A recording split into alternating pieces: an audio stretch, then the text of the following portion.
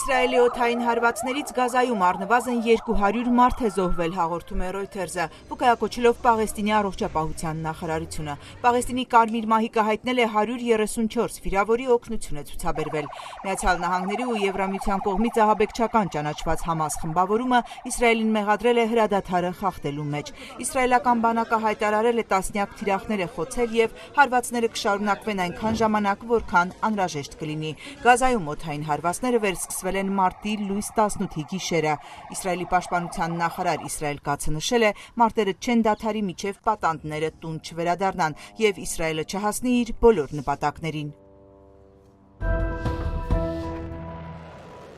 Հութիների կողմից իրականացված հարյուրավոր հարձակումները հրահրվում են Իրանի կողմից, պնդում է Միացյալ Նահանգների նախագահ Դոնալդ Թրամփը։ Հութիների կողմից արձակված ցանկացած կրակոց այս պահից կդիտարկվի որպես Իրանի ղեկավարության կողմից եւ Իրանի զենքից արձակված, եւ Իրանն է պատասխանատվությունն ու հետևանքները կրելու, որոնք սարսափելի կլինեն, իր սոցցանցում գրել է Միացյալ Նահանգների նախագահը։ Իրանի հեղափոխության պահապանների կորպուսի գլխավոր հրամանատար Հուսեյն Սալամին հերքել է Միացյալ Նահանգների պնդումը Եմենի կողմից որոշումների ընդունման ու պետական քաղաքականության մեջ Թեհրանի ներգրավվածության մասին։